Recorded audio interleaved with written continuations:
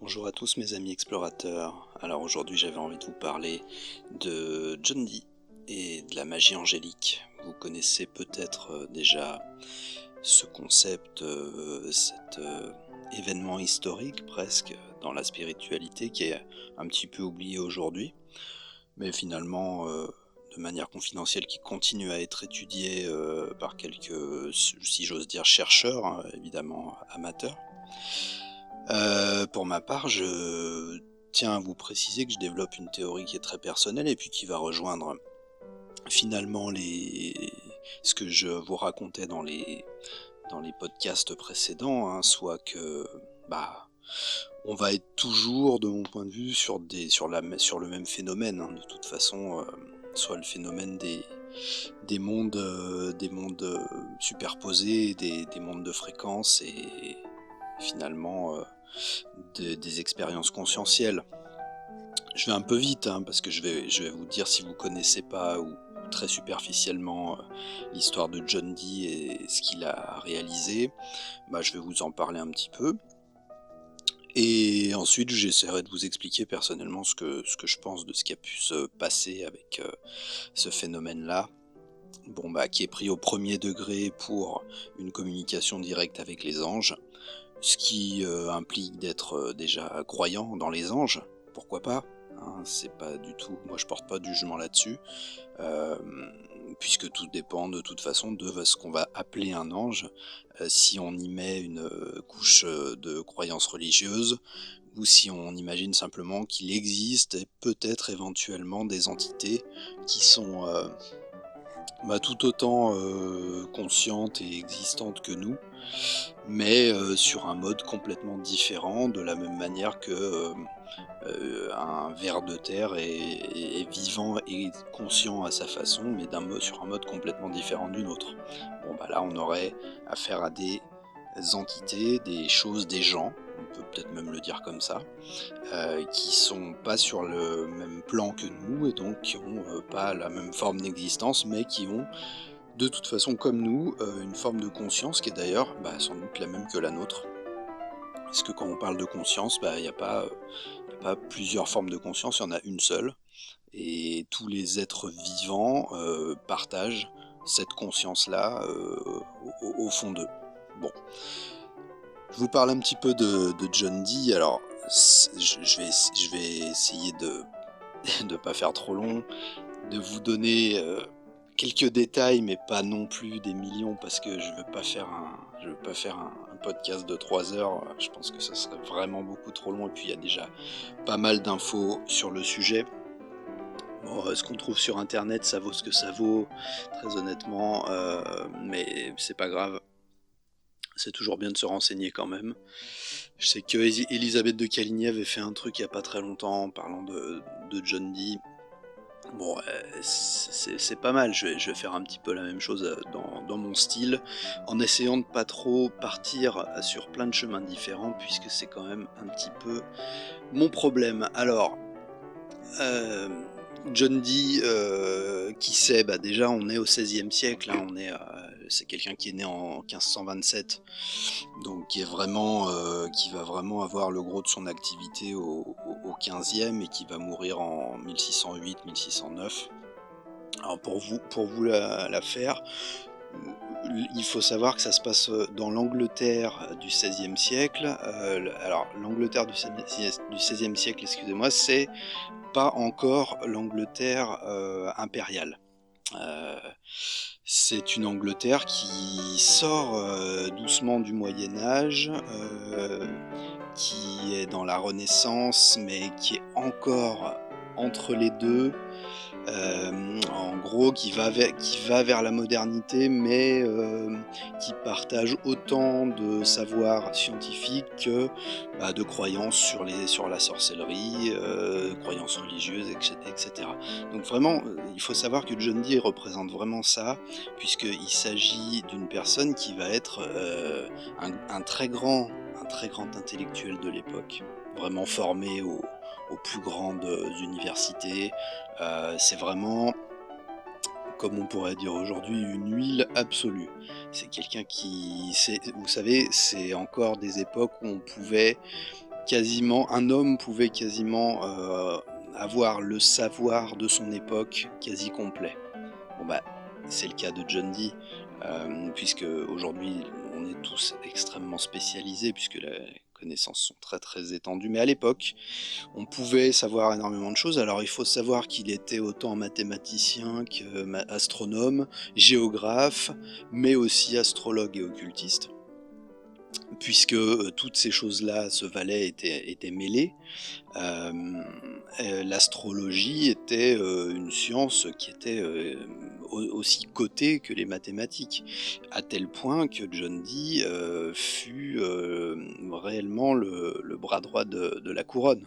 À tel point là aussi que c'est lui qui est à l'origine presque de l'Empire britannique, puisque c'est lui qui est venu suggérer le développement de la flotte anglaise.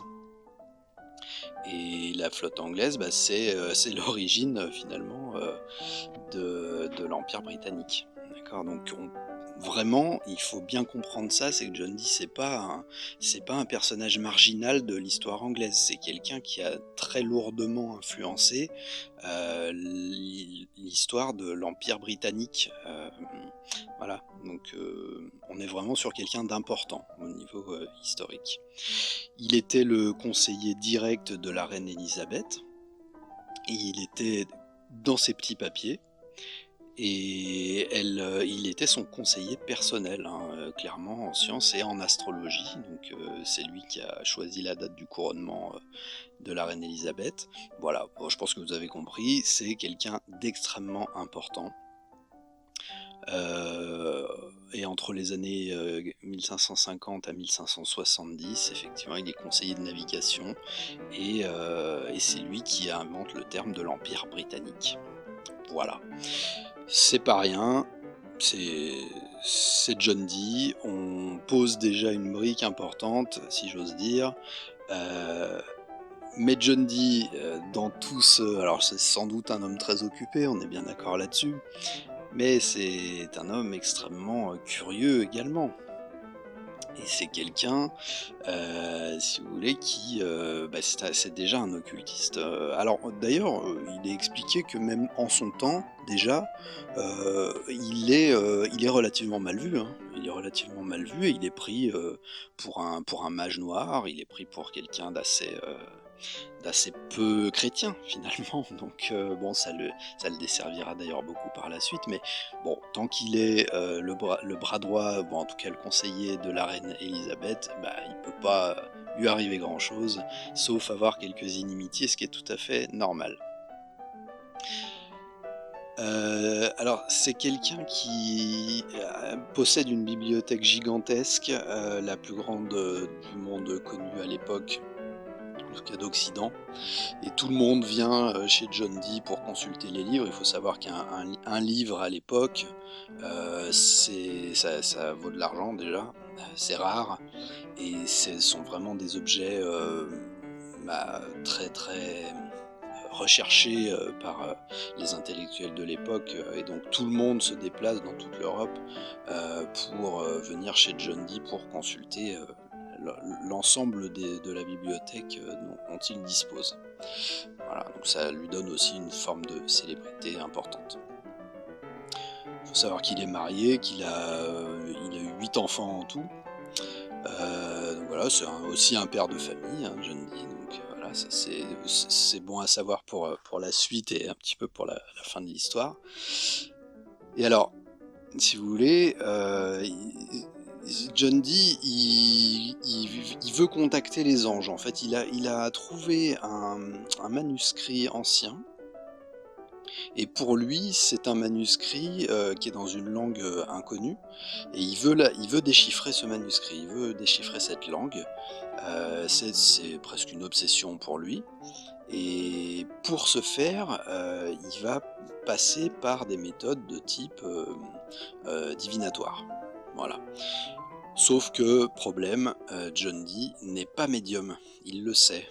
Ça n'est pas il n'a pas ce «talent» entre guillemets, donc il fait appel à des médiums, qui sont relativement connus, à Londres, je suppose. Et il commence par Barnabas Saul. Alors, rien que le nom déjà ça sonne. Barnabas Saul, c'est un médium. Alors il fait appel à lui, mais il va pas travailler très très longtemps avec lui. A priori parce que Barnabas Saul aurait pas été un médium si extraordinaire que ça, on pense en tout cas. Et puis il va se rabattre sur un homme qui s'appelle Edward Kelly ou Edward Talbot. Il a deux noms puisque c'est quelqu'un qui était relativement peu recommandable, on peut le dire comme ça. Il a eu les oreilles coupées parce qu'il a fait des escroqueries. Donc on le décrit, j'ai trouvé ça dans une biographie en anglais.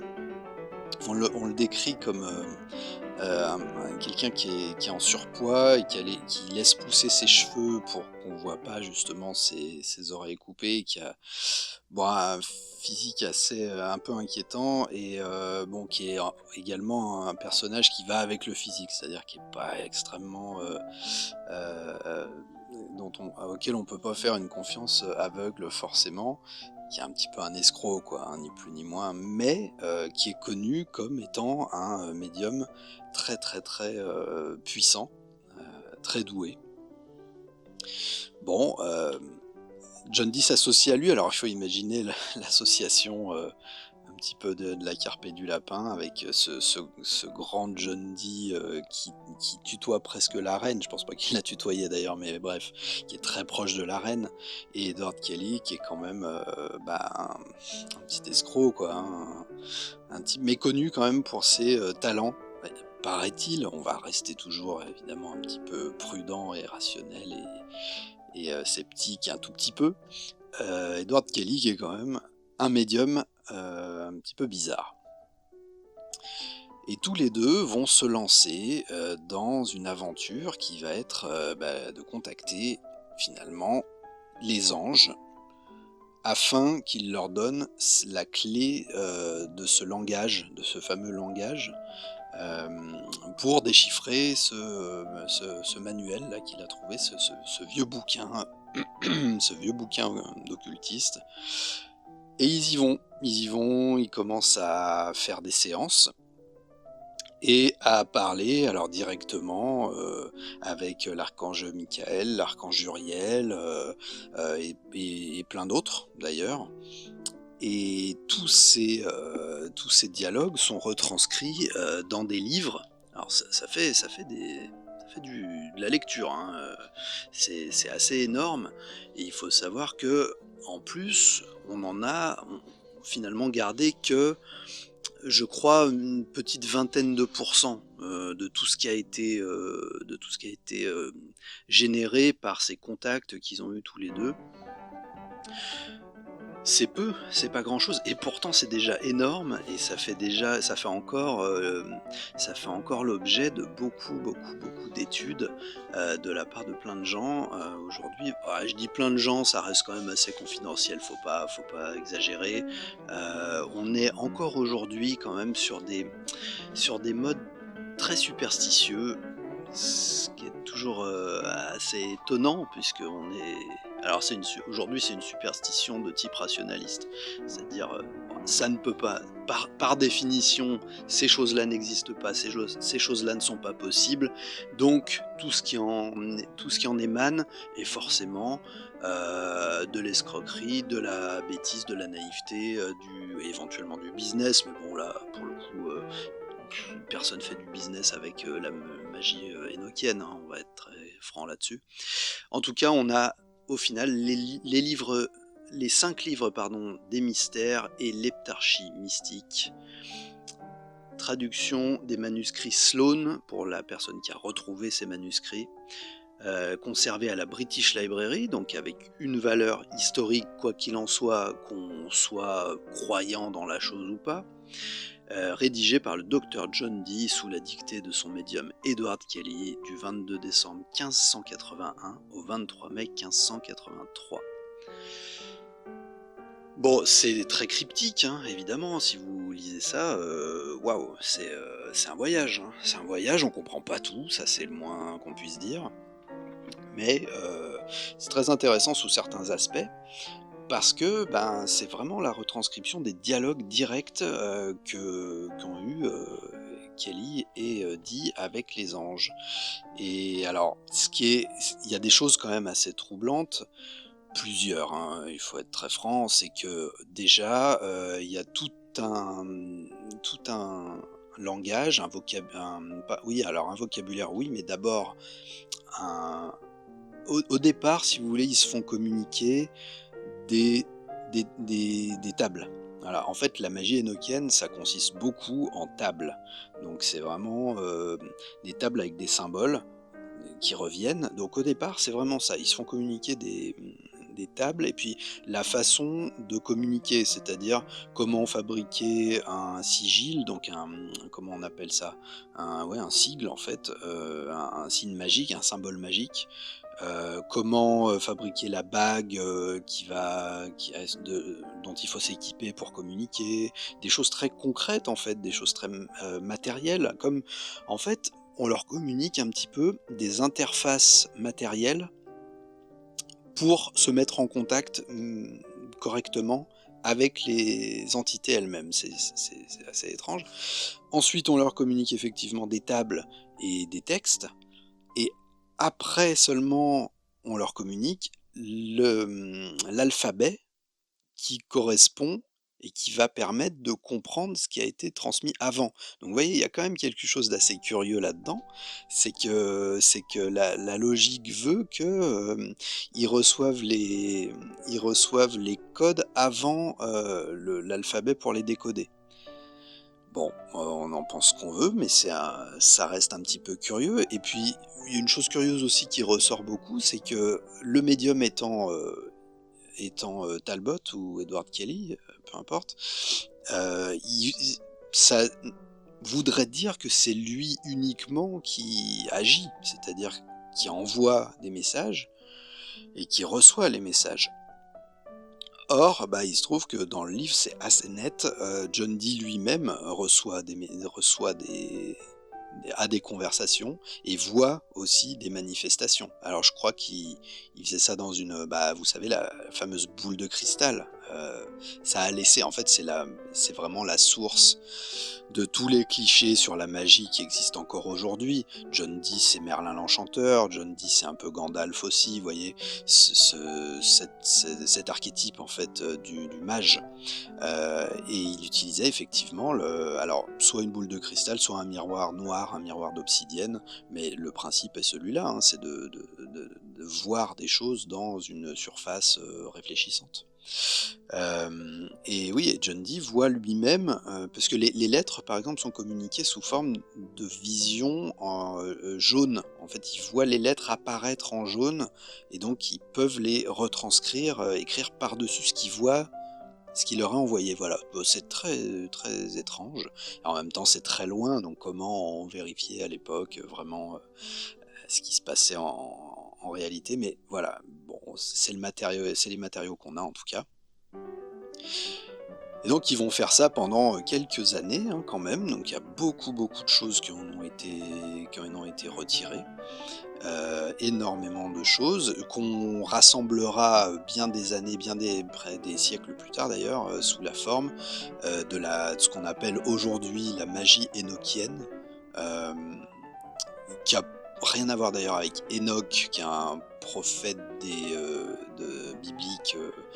C'est un évangile apocryphe, hein. Enoch, c'est celui qui s'est fait amener aux cieux. En fait, il a fait alors j'en parlerai un jour, parce que Enoch, c'est super intéressant. C'est vraiment le premier témoignage d'une sortie de corps dans les mondes supérieurs, mais clairement. Donc Enoch, en fait, il décrit que effectivement, c'est comme s'il mourait dans son lit et puis il est transporté au ciel. Il décrit les demeures célestes, il décrit ses contacts avec des entités, donc des anges évidemment, puisque on est dans la Bible. Et à la fin, Enoch est amené directement avec Dieu et il devient l'ange Métatron. Mais c'est une autre histoire, j'en parlerai une autre fois parce que c'est passionnant également. Voilà, bon, John Dee et Edward Kelly, finalement, leurs histoires, ça commence à faire un petit peu parler, et puis bah, il y a un moment où la reine Elisabeth, bah, elle meurt en fait. Forcément, on dirait comme tout le monde. Bon, elle meurt en 1603. Et alors, lui, il part avec Edward Kelly en Europe de l'Est. Alors, on pense aujourd'hui, et franchement, c'est tout à fait probable, hein, ils ont été envoyés en mission d'espionnage, hein, clairement dans les, comment dire, oui, dans les pays de l'Est, voilà, pour faire des missions très nettes, à moitié de diplomatie, à moitié d'espionnage. Voilà, c'est ni plus ni moins que ça, mais bon, bah, eux, ils se retrouvent sur les routes avec leur famille, hein, d'ailleurs, donc faut imaginer un petit peu les équiper. euh, avec leur famille, ils partent voilà, dans la campagne roumaine, dans la campagne polonaise, etc., un peu partout. Puis ils continuent leur communication, un peu où ils peuvent. Mais ça finit mal parce que, alors il y a une histoire qui est un petit peu, si vous voulez, c'est un peu les feux de l'amour, mais c'est pas très grave parce que c'est quand même rigolo. Mais Edward Kelly, au bout d'un moment, finit par expliquer à Dee que les anges, s'ils veulent continuer à communiquer, ils veulent un échange d'épouses, entre guillemets. Donc en gros, Kelly pousse Dee à échanger un petit peu leur femme et puis à se faire plaisir, quoi, vous voyez. Bon, on n'est pas extrêmement surpris de ce stratagème de la part d'Edward Kelly, qui était manifestement quand même quelqu'un d'assez coquin. Voilà. Bon alors, tellement coquin que à la cour de je ne sais plus quel roi des pays de l'Est, je vous retrouverai ça dans quelques minutes, en fait, lui, ce qu'il faisait quand même, c'est qu'il annonçait qu'il allait changer le plomb en or, donc faire l'alchimiste, hein, tout simplement. Et ben, ça marchait pas. Donc il s'est retrouvé au cachot. Et au cachot, il s'est senti mal. Il s'est dit, ça serait bien quand même de partir. Et du coup, il a sauté de la tour de son cachot. Et si les choses sont relatées correctement, il s'est cassé les pattes et au bout de 2-3 jours derrière, il est décédé. Voilà, donc c'est une fin qui n'est pas extrêmement glorieuse pour lui, mais certains diront il a fini comme il a vécu. Quant à John Dee, bah, il va finir par rentrer à Londres. Il constate que sa maison a été pillée, que sa bibliothèque a été pillée, tout a été incendié, il n'a plus rien. Il rentre et puis il finit vraiment ses dernières années en disgrâce complète. Il a une fin de vie assez triste, finalement. Il n'a pas tiré vraiment profit personnel de de ses recherches et même finalement de sa qualité de scientifique, d'homme politique, etc. Il finit mal, quoi. Il finit mal. Certains y verront peut-être un contre-coup de ses activités. Alors c'est amusant parce que dans un des premiers dialogues avec, je crois, Uriel, il demande à l'ange est-ce que c'est vrai que si je discute avec vous, je vivrai 2 ans et demi. Je sais pas où il a lu ça, hein, ou si quelqu'un lui a dit ça, mais un peu dans la superstition. Et l'ange lui dit tu vivras 100 ans et plus. Ce qui est un mensonge de la part d'un ange. Alors est-ce que les anges peuvent mentir? Ça c'est une grande question, et là on est dans des choses intéressantes, parce qu'effectivement, bon, un ange, pourquoi pas. Cela dit, on peut avoir une interprétation peut-être un peu tirée par les cheveux, mais quand il lui dit 100 ans et plus, est-ce qu'il lui dit pas tout simplement euh, tu vivras de toute façon, puisque certes tu auras une fin matérielle, mais oui, tu vivras. puisque ton âme, elle va vivre, ta conscience va continuer, va persister et va vivre. Donc oui, tu vivras, vous voyez, ça peut être une manière détournée, un peu presque humoristique de la part de cette entité-là, pour lui faire comprendre que il faut pas avoir peur de ça, et que de toute façon, oui, tu vivras, quoi qu'il arrive, et comme tout le monde en fait. Bon, pourquoi pas? C'est juste une petite interprétation comme ça, personnelle, je sais pas ce que vous en pensez. Quoi qu'il en soit, c'est le résultat de leur dialogue avec les anges va être perdu très longtemps. Ça va se retrouver finalement dans des vieux meubles, des vieux tiroirs, et puis figurez-vous qu'à une certaine époque, une femme de chambre va se servir de 90%, 80% de ces travaux-là, si on peut dire, pour faire le ménage, etc. Donc qui va détruire en fait complètement la plupart de ce qui avait été sorti par Nicky et Kelly pendant des années. Et le reste va être sauvé d'ailleurs d'un incendie, je crois, parce que ça avait été planqué sous un meuble, enfin dans un compartiment d'un meuble, etc. Et puis plus tard, des éditeurs vont finir par en faire des réimpressions, et sauver quand même une partie non négligeable quand même, hein, de tout ça.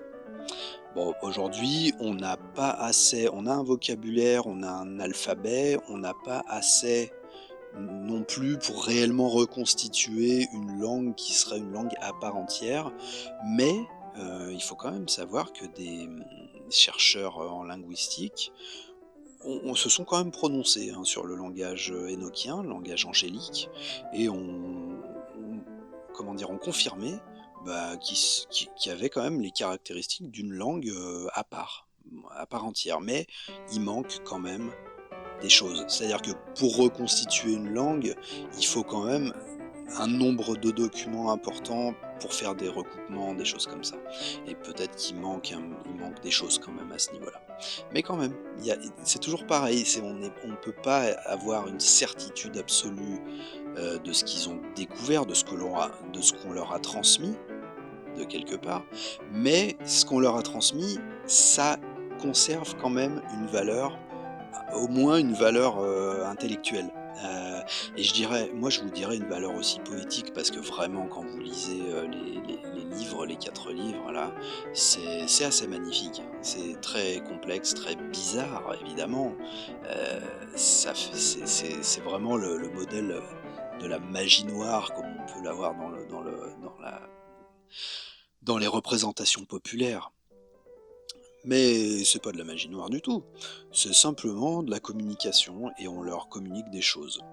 Alors, il y a des gens aujourd'hui qui s'occupent de cette «science» entre guillemets, puisqu'ils font des recherches de manière très premier degré, c'est-à-dire, ils vont étudier le langage, ils vont étudier les appels, puisqu'il y a des appels énochiens pour se mettre en contact. Alors il y a 2 modes en fait dans la magie énochienne, il y a le contact avec les entités, et il y a ce qu'on appelle le scrying, c'est un peu, si vous voulez, de la divination, c'est-à-dire, comme je vous disais, une boule de cristal, un miroir en obsidienne, et on va faire, alors soit de la divination, effectivement, soit carrément on retombe sur le sujet des voyages astraux, puisque on peut faire des projections de conscience et des choses comme ça. Euh, voilà, alors il y a une chaîne qui est vraiment alors très confidentielle, hein, bien sûr, peut-être comme la mienne à peu près pour l'instant, qui s'appelle Les Voix Païennes. Étrangement d'ailleurs, parce que on n'est pas dans le paganisme là, hein, on est dans quelque chose d'assez crypto-chrétien, je pense pouvoir dire ça, puisqu'on parle d'anges quand même, on parle d'Uriel, de Michael, etc.,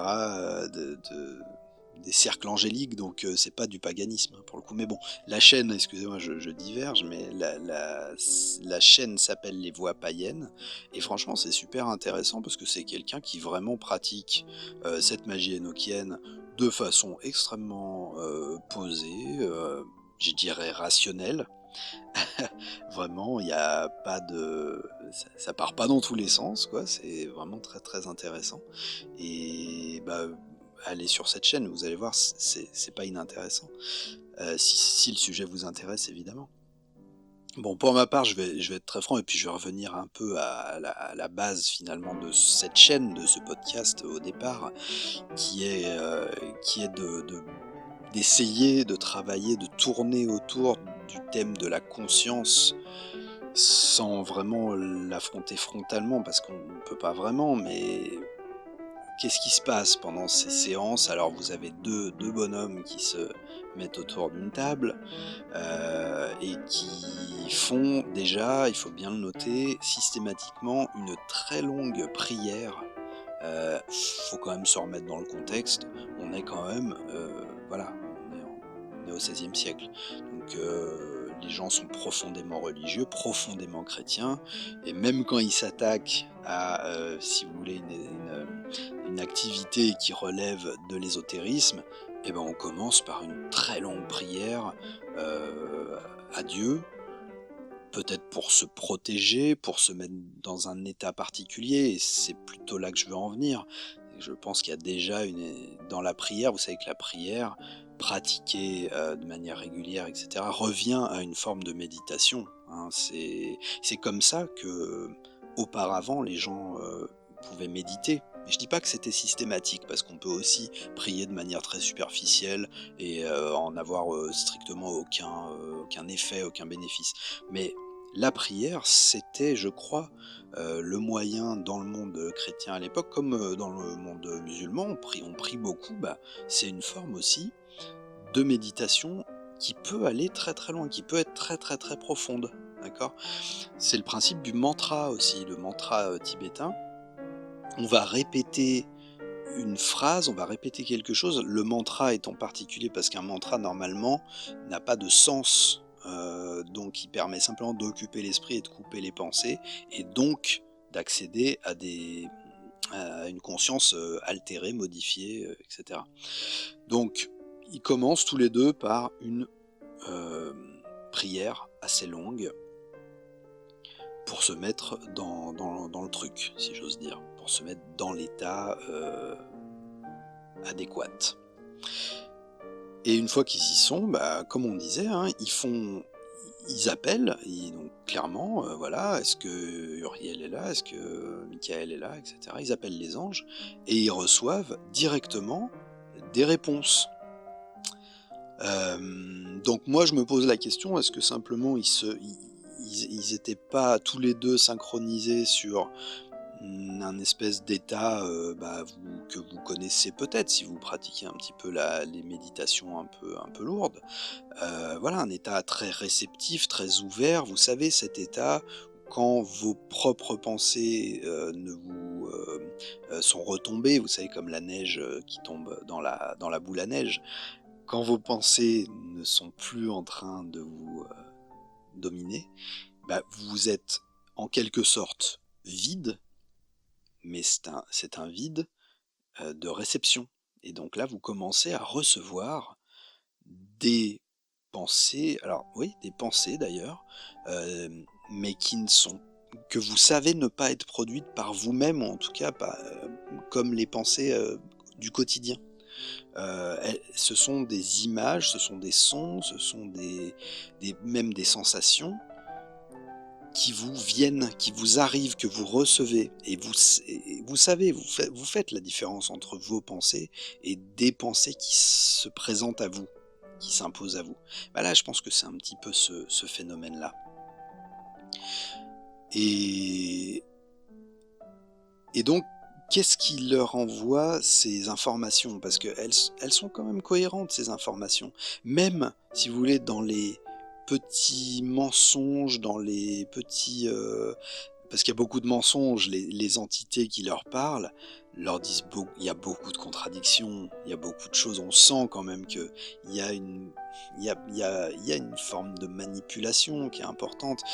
On sent aussi d'ailleurs que c'est une autre forme de pensée qui s'adresse à eux.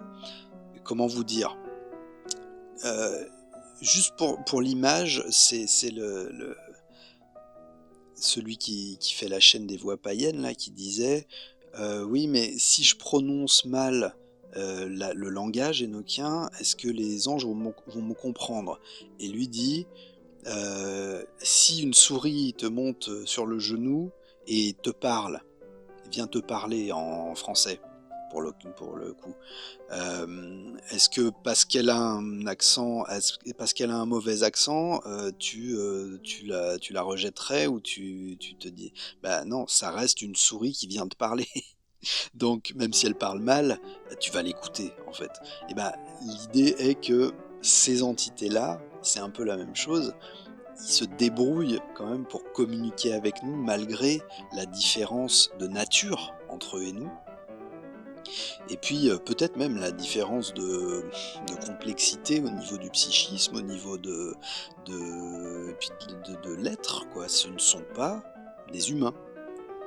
Donc, sans doute qu'ils ont une capacité à s'adapter à nous en tant qu'humains, dans nos codes à nous, mais c'est à eux de le faire, parce que nous, c'est beaucoup plus difficile. Nous, on peut comprendre qu'une fourmi fonctionne comment vous appelez ça, à la chimie. Vous voyez, ils se balancent des phéromones, des choses comme ça, voilà, ils communiquent par la chimie. Nous, on peut le savoir, donc on peut imiter cette chimie pour faire comprendre, éventuellement, pour envoyer un message à une fourmi. Message d'urgence, un message de quoi que ce soit. Comme... Parce que nous, on en est capable, parce qu'on a atteint un mode complexe de réflexion qui nous permet de comprendre en partie le mode de la fourmi. Et ben, imaginez que l'écart soit le même entre nous et ces entités auxquelles il s'adresse. Ben, ces entités-là sont bien obligées aussi de se, entre guillemets, de se rabaisser à notre mode qui est beaucoup plus simple et beaucoup plus archaïque, ou en tout cas, même s'il n'est pas plus archaïque, il est très différent. Et puis, il s'adapte. Mais par contre, ça fait des communications qui sont très cryptiques. On ne comprend pas toujours tout ce qu'il raconte, évidemment. On n'a pas toutes les références. Puis ils cachent des choses, ils en révèlent d'autres, etc. C'est vachement intéressant à lire, quand même. Bon, faut être motivé, je vous le cache pas. Faut être très très très motivé. Et bon, ça prend du temps. C'est un sujet, voilà, dans lequel on peut se lancer un peu, mais on va pas en faire sa vie non plus, parce que c'est pas assez clair, c'est pas assez net. Mais par contre, on peut en tirer, en revanche, et ça c'est vrai, on peut en tirer des choses concrètes pour ses propres voyages intérieurs, pour ses propres méditations. Moi, j'en ai tiré, par exemple, personnellement, des mantras, comme on disait, des, ouais, des mantras, en fait, énoquiens, qui sont, je trouve, très efficaces pour la méditation intérieure. Notamment, encore une fois, parce qu'ils n'ont pas réellement de signification claire. Donc ce sont finalement que des mots d'une langue inconnue qu'on peut répéter. Alors je sais ce qu'ils veulent dire dans cette langue-là, mais si vous voulez, j'y fais pas d'association particulière. Donc je l'ai fait tourner dans ma tête, et effectivement, ça peut m'aider personnellement à calmer un petit peu mes pensées. Mais c'est quelque chose d'extrêmement personnel, et vous pouvez tout à fait réciter ce que vous voulez comme mantra, on s'en fiche en fait, c'est quelque chose de personnel. Voilà, donc toujours pareil, de mon point de vue, on navigue toujours un petit peu sur les phénomènes conscientiels, et je suis assez persuadé pour ma part que, alors oui, il peut y avoir effectivement des communications avec des entités sur un plan qui n'est pas le nôtre, mais qui est pas si loin que du nôtre que ça. Là aussi, faut arrêter de fantasmer trop quand même ces choses-là. Il faut en faire quelque chose, en fait, de familier, et quand vous l'expérimentez un petit peu personnellement, c'est pas si incroyable que ça. Je sais pas comment vous dire ça, mais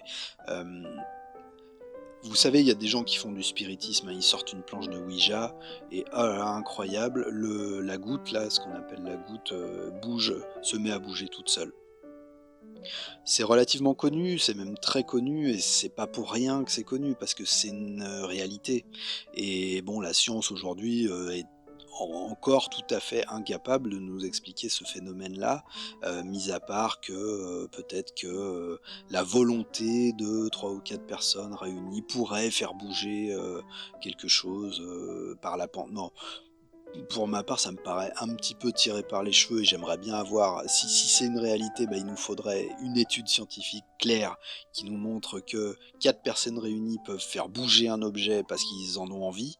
Heu, honnêtement, enfin, je sais pas, essayez, hein, réunissez 4 amis et puis vous leur dites: «Si on a vraiment envie, que, ce livre, tombe de la table tout seul, ça va bah, vous allez pouvoir, essayer longtemps et je suis vraiment pas certain que ça va fonctionner. Or, sur une planche Ouija, personnellement, je conseille pas de faire ça, hein, c'est casse-gueule, c'est pas il y a des accidents réels qui arrivent sur ce type de pratique, c'est pas terrible du tout et je vous dis ça, c'est pas de la superstition, de la croyance ou je sais pas quoi, hein, c'est que vraiment en fait, je crois que ça peut déclencher par juste la croyance très forte de certaines personnes, je crois malheureusement que ça peut déclencher des crises psychotiques chez pas mal de gens, et peut-être, des crises psychotiques aussi, induites par peut-être des entités d'un monde qui est assez proche du nôtre, hein, qui est très proche du nôtre et à ce point proche que les entités qui ne sont pas visibles, bah, peuvent avoir une action sur la matière. C'est le cas des poltergeists par exemple, de c'est c'est quelque chose qui est très connu aussi. Donc là, il y a une action sur la matière de quelque chose qui n'est pas visible. Après tout, peu de choses sont visibles, hein. Si on se base sur ce qu'on peut voir avec nos yeux, bah, on voit vraiment pas grand-chose, d'accord? C'était, Baptiste là de la chaîne, Sentinelle News qui expliquait alors c'était assez formidable ce qu'il expliquait, il avait sorti une sorte de graphique, là, je sais pas comment on peut appeler ça. Et en fait, sur quelque chose qui fait 20 centimètres, qui correspond à un spectre visuel complet, nous, on avait peut-être 1, 2, 3% où on était effectivement concerné par la vision. Et tout ce qui allait au-delà, bah, au-delà finalement des ultraviolets et en deçà n'importe quoi, des infrarouges, bah, ça nous est absolument invisible. Or, ça existe, vous voyez? Donc, bon, juste dire, ça n'existe pas parce qu'on voit pas, c'est quand même aller très, très, très vite en besogne. Donc oui, peut-être qu'il y a une communication avec, des entités qui existent effectivement, hem, mais quelles sont ces entités? Ben, c'est toujours pareil, il y en a sans doute une infinité de genres, une infinité de nature, une infinité de volontés aussi. Peut-être effectivement qu'il y en a qui sont relativement bénéfiques, il y en a sans doute qui sont plus, alors méchantes non, mais qui vont simplement fonctionner sur leur propre mode, d'accord? Hem, je vous déconseille, de croiser la route d'un Varan de Komodo, par exemple, qui est quand même une créature bien énervée. Pour autant, est-ce que c'est une créature méchante, maléfique, malveillante, diabolique? Pas du tout. C'est une créature de la nature qui fait ce qu'elle a à faire, c'est-à-dire, vous mordre et attendre 3 jours que vous creviez de l'infection, avant de vous bouffer. Voilà. Bon, pour nous, c'est vrai que on considérera ça comme pas très sympa. Bah, ouais, mais c'est comme ça qu'elle est programmée, cette créature-là. Donc il y a pas de problème. Elle est pas méchante, elle est pas, malveillante et bah, c'est bien pareil pour les choses, pour les gens, pour les entités qu'on va, découvrir, dans des méditations très profondes. Heu, certaines ne vont pas souhaiter vous parler, vous adresser la parole, certaines ne vont pas vous voir d'ailleurs, parce que pourquoi elles verraient tout alors que nous on voit pas grand-chose? C'est la même chose. Certaines vont être sans doute, assez bienveillantes comme on le serait d'un enfant, finalement. On est bienveillant avec un enfant parce qu'il est innocent, parce qu'il sait pas tout, parce que voilà. Et puis peut-être que d'autres fonctionnent sur des modes plus, plus j'allais dire vampiriques ou plus, oui, plus prédatorial, plus, vous voyez, plus compliqué pour nous, bah, ça en fait pas forcément des démons ou des diables ou des choses comme ça. Bah non, ils font ce qu'ils ont à faire de leur côté. C'est à nous de pas trop se mettre les pieds n'importe où. Par exemple, comme je vous disais, en sortant des planches de Ouija, qui sont vraiment pas des trucs à faire à mon avis ou à expérimenter comme ça, mais bon, faut savoir où on va quand même dans ces univers-là, malgré tout.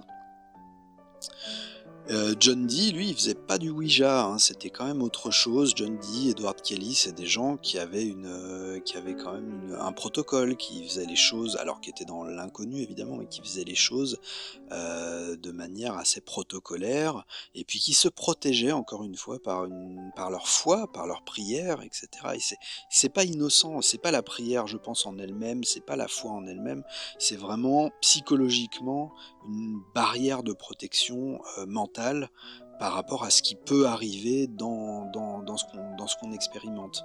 Et nous, on peut en tirer cette leçon aussi pour toute forme de méditation qui pourrait viser à sortir de son corps, à rencontrer des entités, comme qui dirait de l'autre côté, ou quoi que ce soit, hein, d'ailleurs. Bah, se protéger, pas de manière superstitieuse, mais de manière psychologique. Voilà. On se protège psychologiquement si vous voulez, en faisant en sorte, par exemple, la prière, ça fait en sorte de garder sa conscience aiguë, la conscience bien éveillée, et c'est ça en fait se protéger. C'est garder un haut niveau de conscience. Pourquoi ? Parce que si ce niveau de conscience baisse, déjà on est désarmé par rapport à ce qui se passe, on ne comprend plus ce qui se passe consciemment, et bah comme dans le rêve, en fait c'est la même chose. Vos rêves, vous les subissez parce que votre niveau de conscience est bas, parce que vous n'êtes pas conscient que vous vivez quelque chose, donc vous en êtes l'esclave de ce rêve. Mais quand vous avez fait 1, 2, 3 rêves lucides, vous vous dites mais d'accord, en fait, je suis conscient que je rêve, je suis conscient comme au quotidien. Donc c'est moi qui contrôle mon rêve, c'est moi qui... Alors ça n'empêche pas que le rêve se développe et qu'il se passe des choses, etc., si vous voulez, qui relèvent pas du quotidien matériel, hein. Vous allez, vous allez voler, vous êtes en train de voler. Bon mais vous savez que vous êtes en train de voler, vous avez toutes les sensations physiques du vol. Alors sans le vertige d'ailleurs, pour ceux qui ont le vertige, là vous l'aurez pas. Donc c'est pas mal, ça peut permettre de le guérir peut-être. Voilà, donc ça il faut bien le garder en tête, et c'est peut-être, à mon avis, il y a pas mal de leçons à tirer du boulot de John Dee et Edward Kelly. C'est que c'est la protection personnelle par rapport à ces expériences-là. Protection personnelle de mon point de vue, encore une fois je me répète un petit peu, mais je pense que c'est vraiment une notion très importante. Protection personnelle qui relève du maintien de la conscience dans l'expérience que l'on fait. Et c'est vrai pour tout ce que vous faites dans la vie, tout ce que vous faites dans votre sommeil, entre guillemets, dans vos expériences de conscience, tout ce que vous faites, vous devez le soutenir par une conscience toujours aiguë de ce qui se passe. Et quand vous expérimenterez par exemple, peut-être, ça dépend des gens, mais une colère très forte par rapport à quelque chose, dans votre quotidien j'entends, et si vous arrivez à reprendre votre conscience pendant cette colère que vous avez, cette colère va immédiatement se dissiper, immédiatement retomber, et vous allez revenir dans un mode conscient. D'accord ?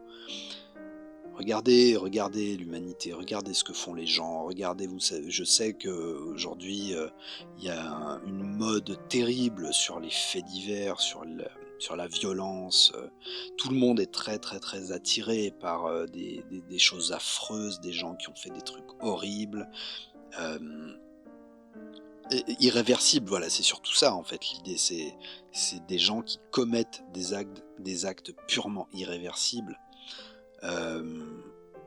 Prenez aux États-Unis, mais c'est comme ça, c'est un exemple, mais des gamins, hein, des types de 18-19 ans qui s'achètent des fusils d'assaut de guerre et qui rentrent dans des maternelles et qui font des carnages de 20 gamins. Non mais sans déconner, ça existe, ça arrive relativement souvent, hein, chez eux d'ailleurs. Mais alors, au-delà du débat sur les armes, au-delà du débat sur une société qui est violente, etc., ok, tout ça, il n'y a pas de problème, on peut en discuter. Mais surtout, le gars en lui-même, est-ce que vous pensez vraiment qu'au moment où il fait ces choses-là, d'ailleurs souvent sans maladie mentale diagnostiquée, on est d'accord, hein, ce sont pas des grands fous, des grands malades mentaux. Ce sont des gens, entre guillemets, des jeunes, entre guillemets, normaux, hein, sans doute très antisociaux. Mais surtout, imaginez-vous l'état dans lequel ils sont pendant ces actes-là. Est-ce que vous pensez vraiment qu'ils ont une conscience élevée? Eh ben, il y a de fortes chances, bah, j'extrapole, j'en sais rien, mais je suppose que non, d'accord? Je pense que quand on fait vraiment des actes comme ça, quand on prend des colères qui nous dépassent et qui vont nous faire dire des choses affreuses, casser des objets, taper sur des gens, j'en sais rien, je dis n'importe quoi. Eh ben, je pense que c'est ça, en fait, la voie, la réelle voie des choses, c'est la conscience. Reprenez conscience. Et quand vous vous entraînez à reprendre conscience dans vos rêves, ça vous entraîne aussi à reprendre conscience dans votre vie. Quand vous perdez cette conscience, quand vous perdez entre guillemets les pédales, vous savez, perdez les pédales, vos émotions vous submergent et votre conscience baisse et vous devenez les victimes de vos propres déterminations, de votre propre déterminisme. Entraînez-vous, entraînez-vous, entraînez-vous, faites des méditations et entraînez-vous à garder ce niveau de conscience éveillé, tout le temps éveillé, tout le temps éveillé, sauf au moment de dormir. Alors là, par contre, lâchez tout, d'accord? Sinon, vous allez plus dormir, vous allez faire des insomnies, vous allez devenir à moitié fou. Quand on dort, hein. Il faut se reposer. Et je parle vraiment, moi, des séances de méditation et de la vie quotidienne, parce que c'est la même chose. C'est aussi la vie, c'est aussi... On expérimente les choses autant dans la vie que dans la méditation. Donc, travaillez ce niveau de conscience, devenez plus sage. Pensez à John Dee, qui gardait son niveau de conscience en déroulant des prières magnifiques, d'ailleurs, vraiment magnifiques, si on est un peu sensible à cette imagerie-là, évidemment. Pensez à John Dee, pensez à ce qu'il a voulu faire, c'est-à-dire communiquer quand même avec un autre monde. Bon, c'est pas rien, c'est une jolie ambition. Il aurait pu se contenter de faire de la politique, hein, comme beaucoup. Vous savez, c'est pas une chaîne politique ici, hein, je vais pas en parler, on s'en fiche.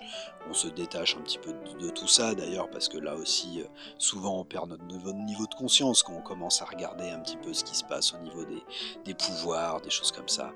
Ok, allez, pareil, on reprend notre niveau de conscience. Bon, on a compris, ces gens-là, tous ces gens-là, comme disait Jacques Brel, sont ce qu'ils sont, d'accord? De temps en temps, on arrête un peu de les juger. Ils sont soumis aux mêmes choses que n'importe qui. Et très peu, je pense, ont la conscience de ce dont on parle ici. Euh, Très peu sont des méditants, très peu sont des sages. Voilà, ce sont des gens qui sont dans le réel, parfois dans le pire de ce qu'il est. Le réel dans le pire de ce qui peut occuper les esprits, d'accord. Bon, oubliez-les un petit peu, pensez à vous, pensez à votre conscience, faites vos exercices, faites vos voyages. Pour ma part, je vous remercie, je vous dis à bientôt.